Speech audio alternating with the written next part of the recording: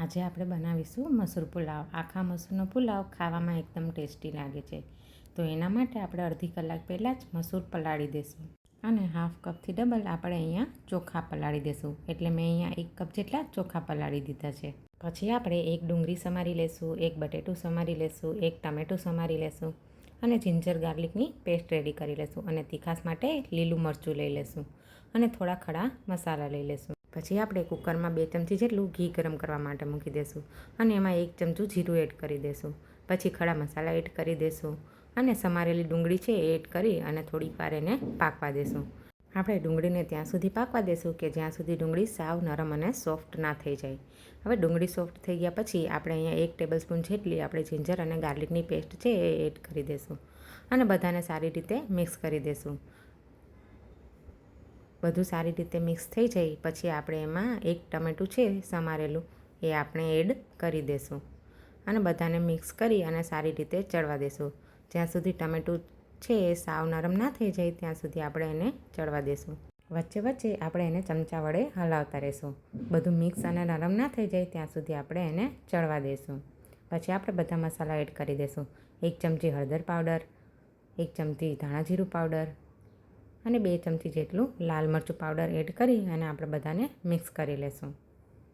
બધા મસાલા સરખી રીતે ચડી જાય એટલા માટે મિક્સ કરી દઈશું. આપણે અગર મસાલા કુકરમાં ચોંટી જતા હોય તો 2 ટેબલસ્પૂન જેટલું પાણી એડ કરી દેવાનું એટલે મસાલા છે એ ચોંટે નહીં કુકરમાં.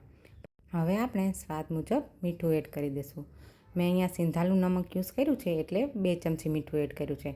પછી 1 ચમચી જેટલો ગરમ મસાલા પાવડર એડ કરી દઈશું.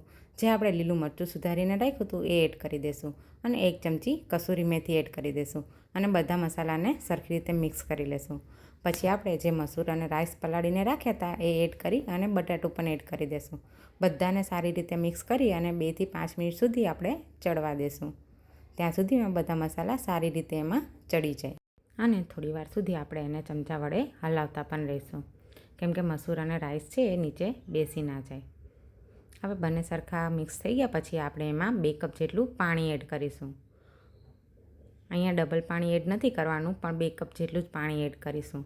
આ મેં 3 પર્સન માટે રાઈસ બનાવેલા છે.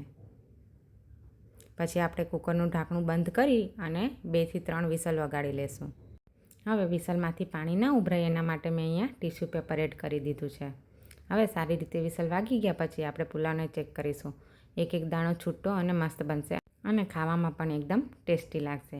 એને આપણે છાશ, રાયતા અને સલાડ જોડે સર્વ કરીશું. જો તમને મારો વિડીયો ગમ્યો હોય તો લાઈક, સબસ્ક્રાઈબ અને કમેન્ટ જરૂરથી કરજો. Thank you.